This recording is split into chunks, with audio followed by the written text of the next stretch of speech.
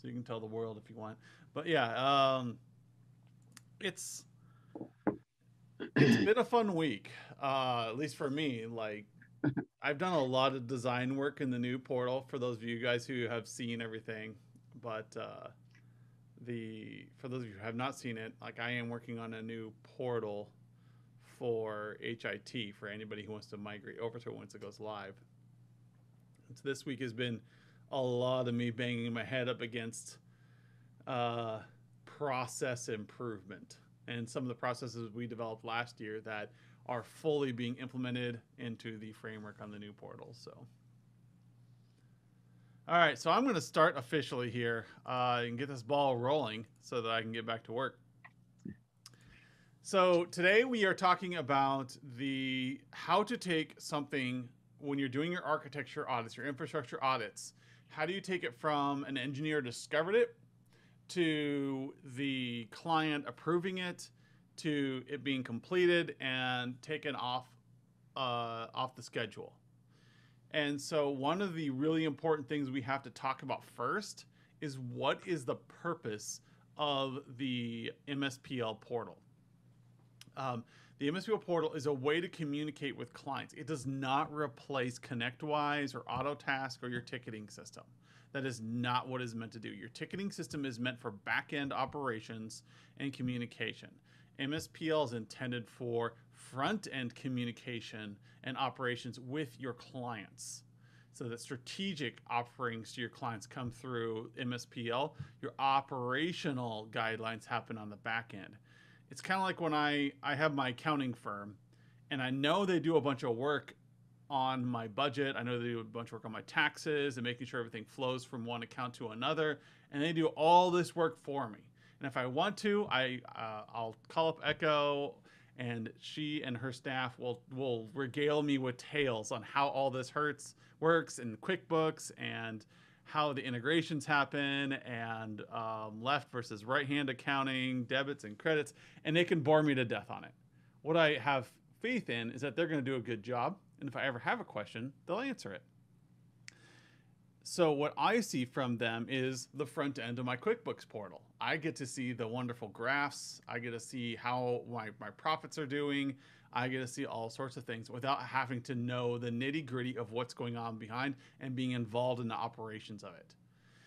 This is the same thing you want to do with the MSPL portal, is that you want to create this dashboard, so to speak, that just allows your clients to see the decisions they need to make.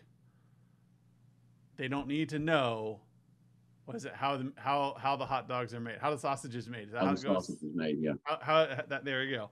You want to just give them that wonderful bratwurst on a bun with lots of mustard, kraut, and oh my gosh, depending on where we are in the world here, you guys are probably offended. What belongs on a bratwurst there, Skip? You got to have cheese. I mean, can't go overboard, but you got to have a little bit of cheese. Ah, you Southerners. Yes, cheese. No way. I could eat a brat with just straight up kraut on it or straight mustard on it. Nothing else. I can get there. If you really need to sweeten it up, you can throw some ketchup on it. But to me, my 9-year-old son has even gotten on board with me. Yeah, the mustard is the way to go. There you go. So the reason I bring that in is the fact that I am talking about a bratwurst. I'm talking about enjoying a bratwurst. I'm talking about what I like to put on it. I am not talking about what's in it. I'm not talking about what kind of brat it is or where it came from or who manufactured it. Did I buy it at the deli or whatever? I'm just talking about just enjoying one at a football game or whatever. You need to do the same thing for your clients. So when it comes to the initiation of a project all the way to completion, you want the magic to happen invisibly inside ConnectWise or Autotask. Those processes don't change. What changes in the MSPL portal is the discovery mechanism. So when in ConnectWise or during your normal onboarding, you discover something, you are able to say, oh, that's something I want to have done. I'm going to put this on the project list. At that point, it's in something called the identification phase or discovery phase.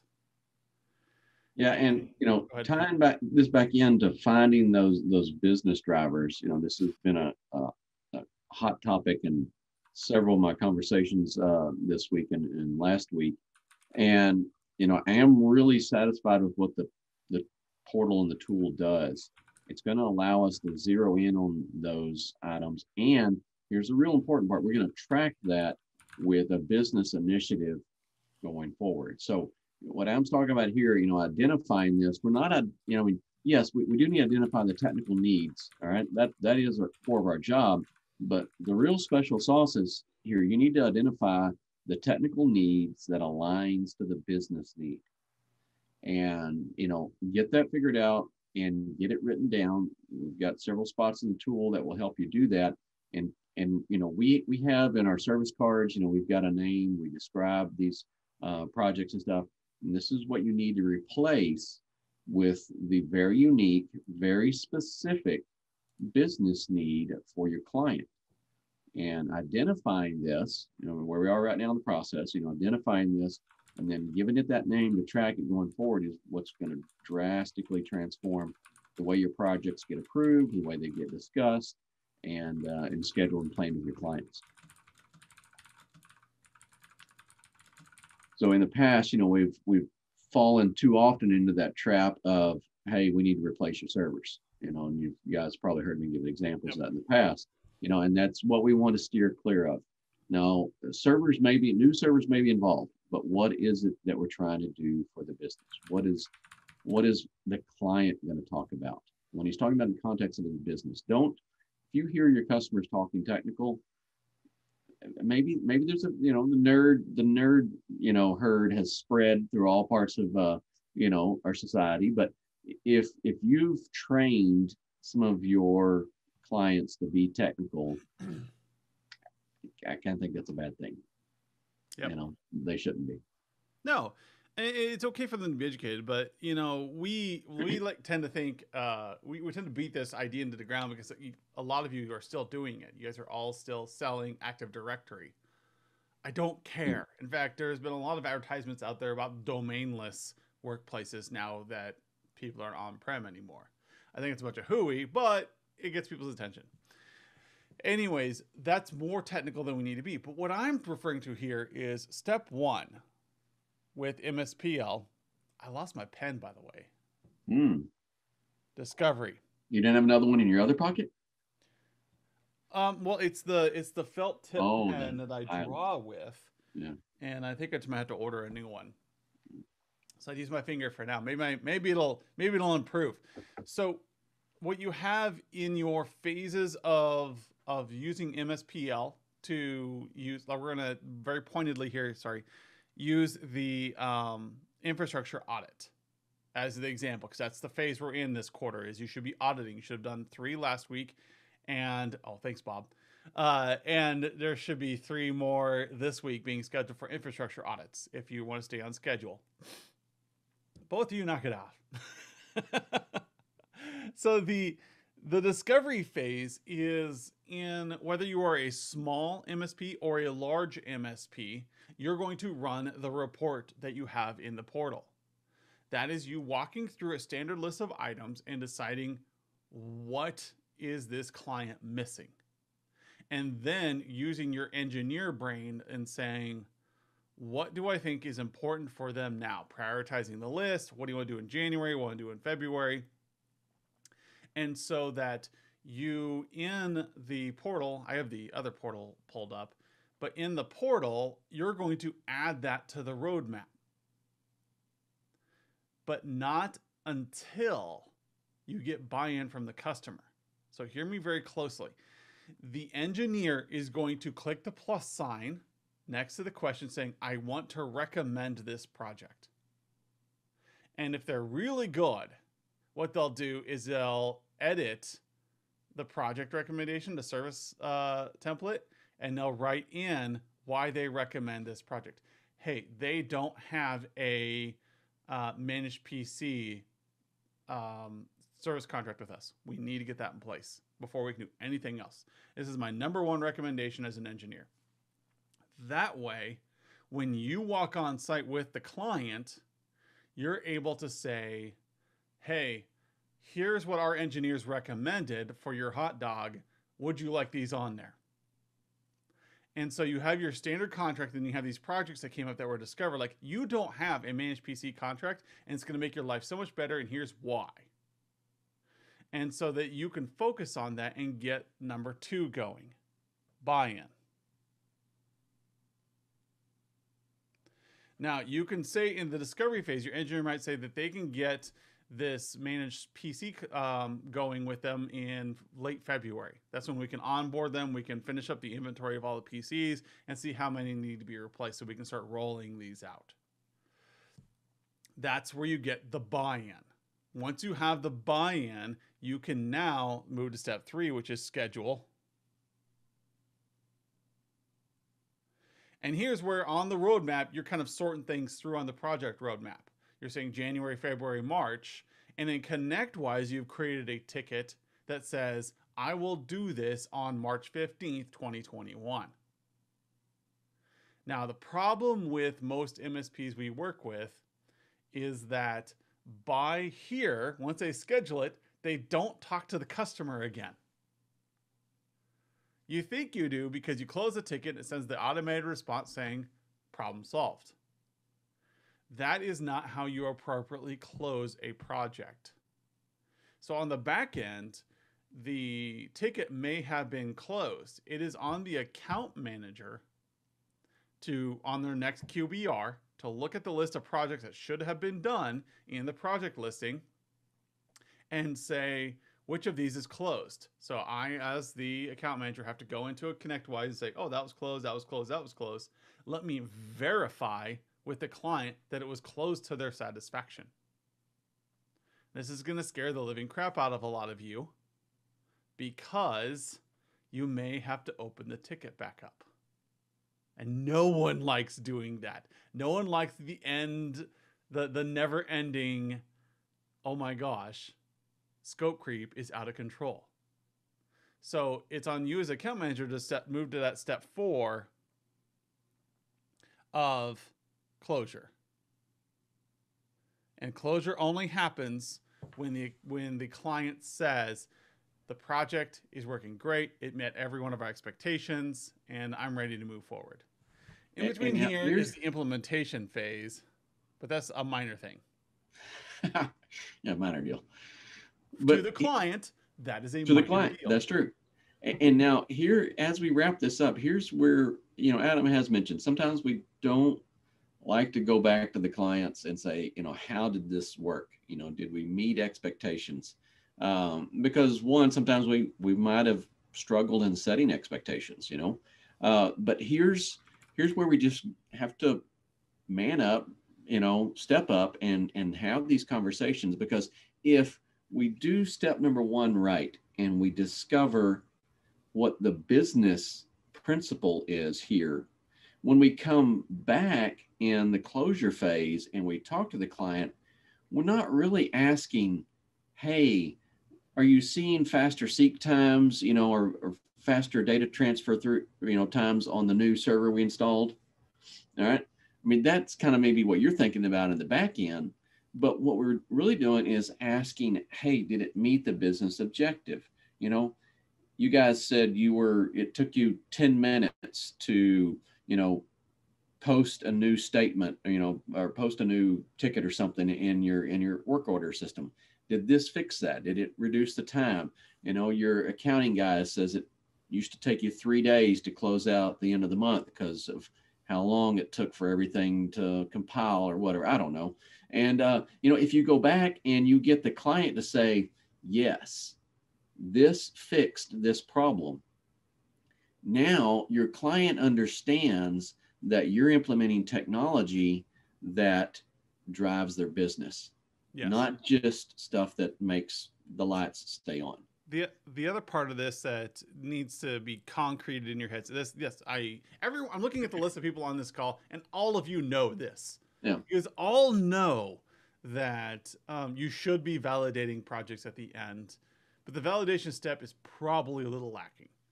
And so what I mean by that is you have backups. It used to be, yeah, we back up and we got a report back and it says backup worked. Yep. This is awesome. But for all of us who have been there, sometimes that report lies. Did you implement the managed PC project? Yes. It's all done. We went through the inventory. Everything has been trued up and we're good to go. Now, if you go to the client and say, hey, how's the managed PC project going? They're going to go, well, there was these things that, they swapped out a PC before they were supposed to, or they got a little pushy on things, or the PC that I got isn't exactly the way I want it. The transition process has been a pain. I'm still missing files. You're going to get all those little nitty gritties at the side. And to you, they're nitty gritty, but to the client, they're very important. And so the validation step after all of this is where you get loyalty from your customers because things are being done right. Yep.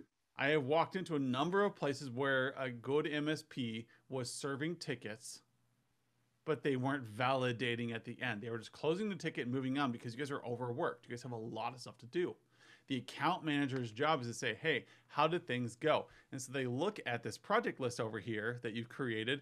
And so if you're meeting quarterly with a client, you flip it into QBR mode, which is the Q right here.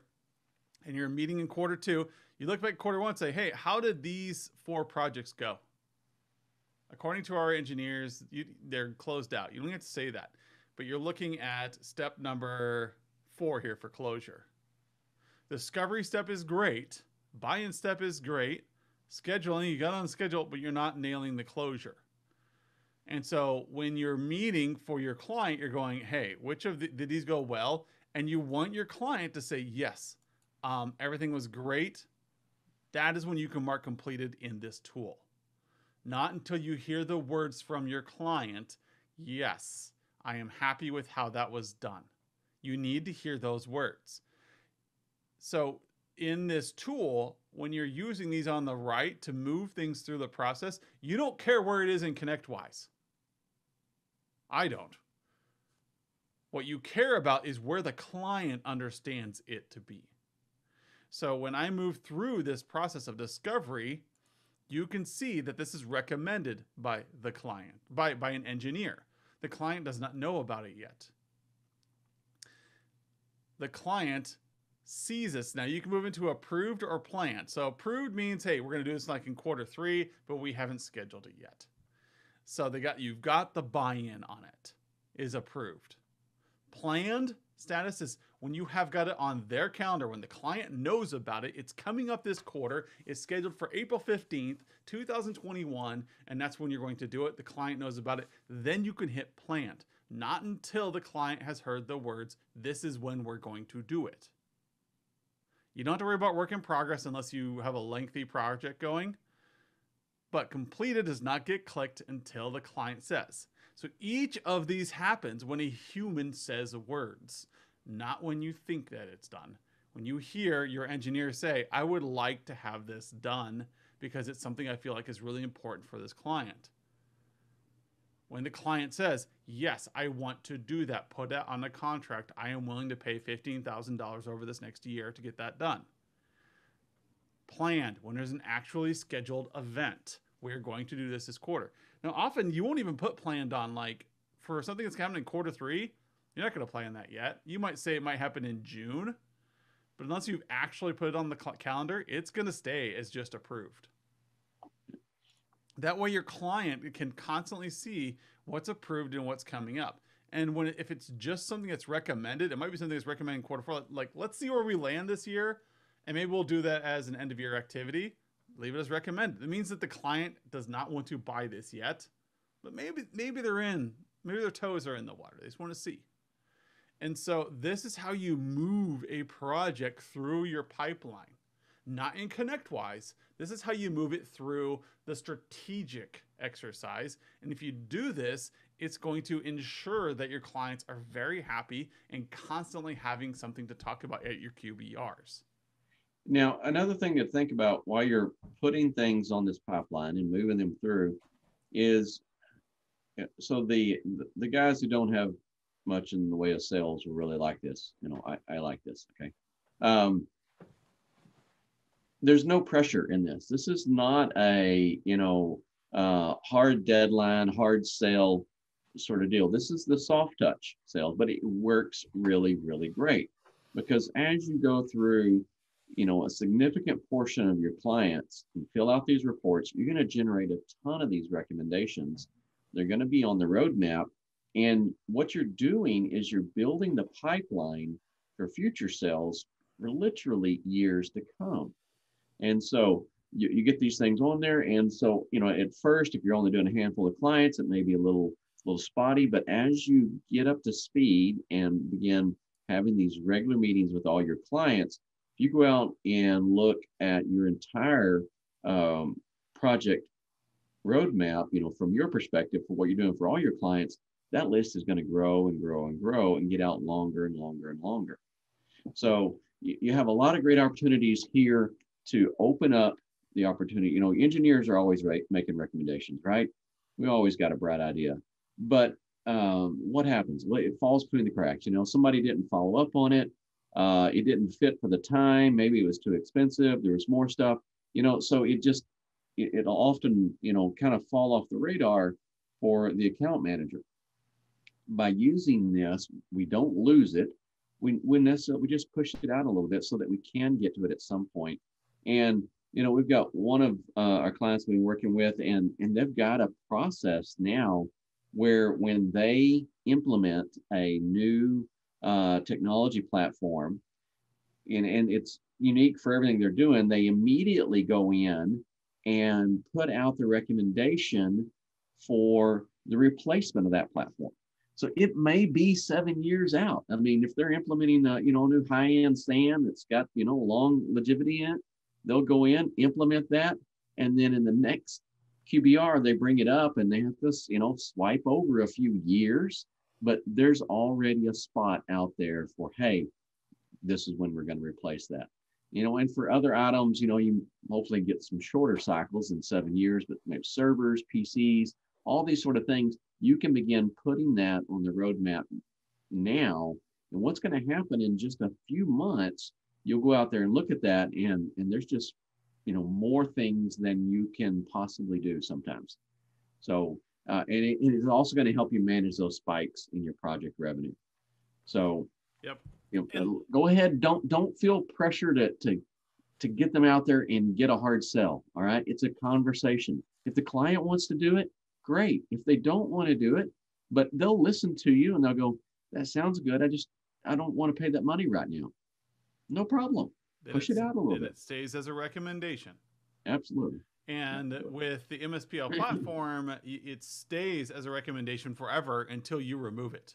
Until you hit that little delete button right there, it stays on this project roadmap. You may move it from quarter 4 to quarter 1, and they may say we're still not ready. You can move it to quarter 2, or you can move it to 2022, whatever you want. It's still there. You're not losing track of it. Just during your QBRs, every QBR, you're just refreshing this roadmap here and making sure you're validating everybody's doing things. And now, even when you delete it from the project roadmap, it's still going to be a listed recommendation down in the assessment.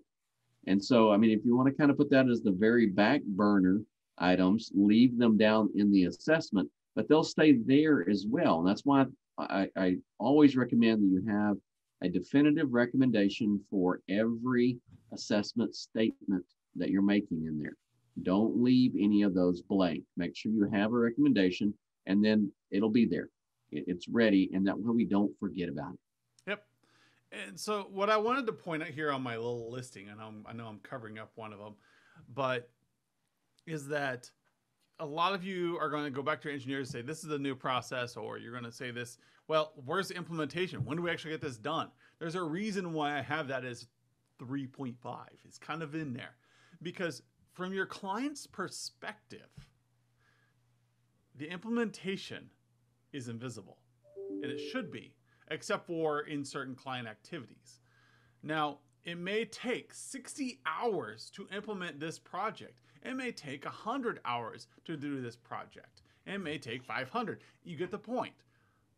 these 40 minutes of activities from from discovery to closure, only 40 minutes a quarter, make the difference between clients that buy in regularly and clients who are just like, oh, that's just something we don't need. Because they may not have moved into step 2 by now. They may just be at step 1, but you keep talking every quarter about this project on their roadmap until they kind of feel comfortable with it. And once they do, they will buy in. And if they're never going to buy in, they're never going to buy in, and you remove it and you say, hey, you want this does not solve any business problems for you. Let's just get rid of it. Sometimes engineers have harebrained ideas. And they're nice, but they're not going to help this company. So you as the account manager, as the VCIO, can kill this, but the engineer can keep popping things up here when they do their next year's audit. Like, I really feel strongly about that. I really feel like we can get that going. Okay, fine, and we'll put it on there. But the idea is you can, during your QBRs, fuel the conversation with this 4-step process. And you can go through and say, here's what we did, and here's what we're going to do. And you're validating with your client that, look, you made a decision. You made the decision all along the way. It's like making the bratwurst. You found out that you found the place that has a vendor for them. They're really great pineapple brats. You bought it. You say, this is good. And then you go and you get ready to eat it. You sit at the table and you eat it and you go, oh, that was awful. I'm never buying one of these again. Now, if somebody just happened to just set a bratwurst down in front of you, are you going to eat it? I don't know where that came from. I don't know what it's doing. I don't know what's in it. But if I walk you through the process, this is standard sales stuff. If I walk you through the process, I feel much more comfortable because I know what I bought. I know when I'm going to eat it. And then I know when, then I can vote on whether or not I want to do this again and whether or not I feel confident in Bob or Richard's ability to recommend good projects. Like, oh my gosh, that is really great. So I'm going to tell a quick story here in podcast format of how I won my wife over. So my wife is much better than me in every fashion. And, when I come up with these great ideas, I'm like, hey, Andrea, we should do this. And in the beginning, it was like, when we were first married, it's kind of like, ugh, another harebrained idea from Adam. But then over time, she's learned that every once in a while, some of these weird ideas I have with buying something for the house, like, okay, you're right. I use that a lot. So one of the most recent ones was the espresso machine. I think Skip, you and Danish talked me into that. At first she's like, oh, that's a big purchase. But I got the espresso machine and that woman uses that thing every day. She's like, okay, that enriched my life.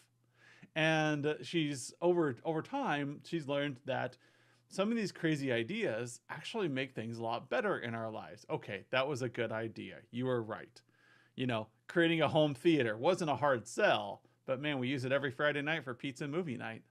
And now when I tell her like my latest crazy idea of something we should do as a family or something we should buy that will make everybody happy, it's an easier sell now because over our marriage, we've learned to trust each other or know when to say no. Like, when is Adam just coming up with a crazy idea that's going to cost a bunch of money?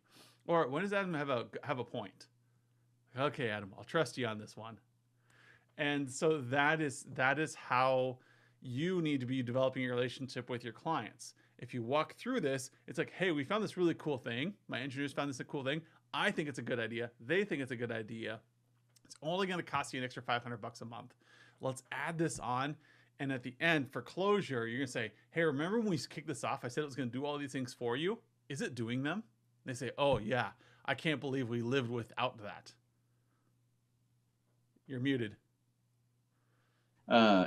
Here's the other side of that coin is you get to that closure and you check in with them and it's not so great.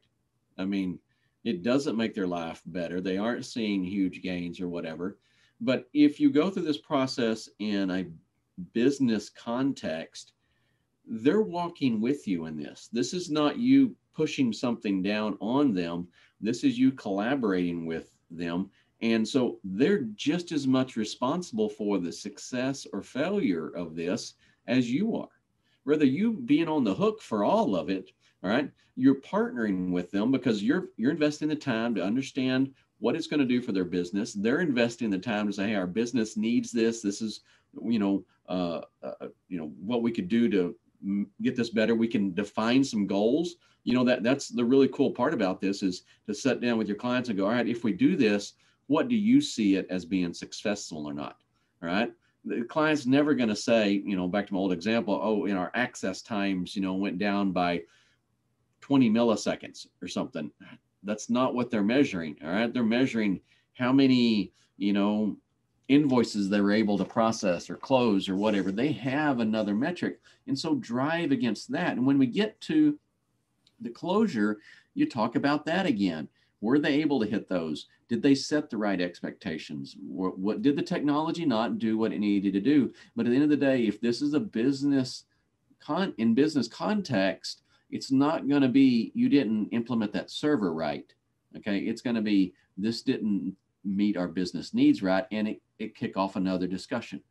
Maybe there is a phase 2 to this project that needs to be happening. Yeah. Maybe your client needs to learn to, set their own expectations better. You'll figure that out, but it won't be all bad. I cannot tell you the number of times in my career I have gone on site somewhere and we're like, man, that's a problem. We should really fix that.